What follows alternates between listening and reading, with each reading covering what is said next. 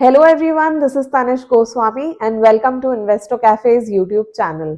अगर S&P global और Morgan Stanley जैसी कंपनीज की माने तो इंडिया जापान और जर्मनी को ओवरटेक करके वर्ल्ड की थर्ड लार्जेस्ट इकोनॉमी बनने के लिए तैयार है।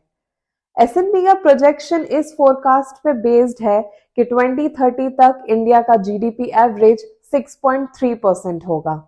एंड सिमिलरली मॉर्गन स्टैनले का मानना है कि 2031 तक इंडिया का जीडीपी डबल से भी ज्यादा होगा। इकोनॉमिक बूम के लिए इंडिया काफी सारी कंडीशंस फुलफिल कर चुका है, जैसे कि मैन्युफैक्चरिंग सेक्टर में heavy investment, energy transition and country का advance digital infrastructure.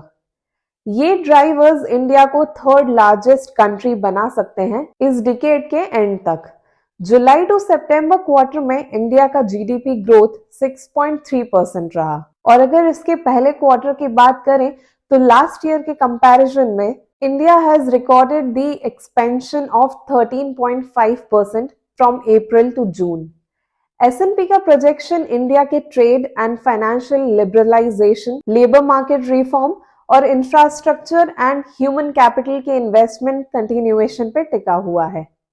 Government will also set aside more capital expenditure in country's annual expenditure books.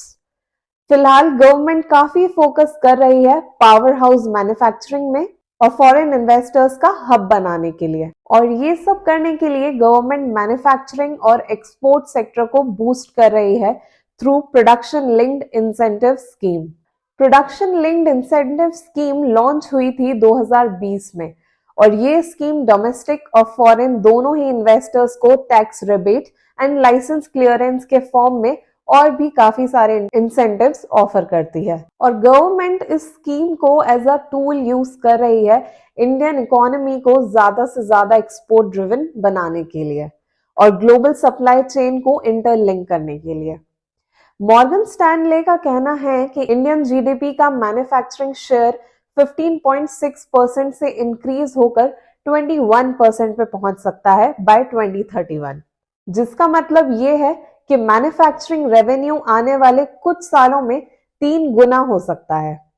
MNCs का इन्वेस्टमेंट इंडिया में काफी इंक्रीज हो रहा है और अच्छे इंफ्रास्ट्रक्चर और फैक्ट्रीज के लिए लैंड सप्लाई करके गवर्नमेंट भी इन्वेस्टमेंट को काफी एनकरेज कर रही है।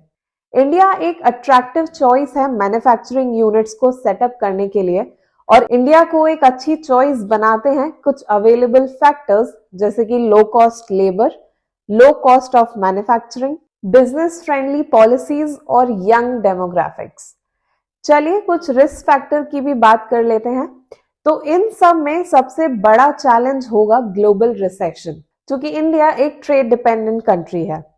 कुछ और चैलेंजेस की बात करें then those include supply of skilled labour, adverse geopolitical events और पॉलिसी एरर्स जो कि आ सकते हैं अगर इंडिया में वीक गवर्नमेंट पावर में रही तो। ऑल्दो इंडिया का जीडीपी कोविड टाइम के लेवल से इंक्रीज हो गया है, but overall growth previous quarter से थोड़ी स्लो हो सकती है। रियल जीडीपी की बात करें तो ग्रोथ रेट टर्म्स में it is 8% above pre Covid levels, और ये भी पॉसिबिलिटीज हैं कि एजुकेशन और हेल्थ के थ्रू ह्यूमन कैपिटल को ज्यादा प्रायोरिटी दी जाए।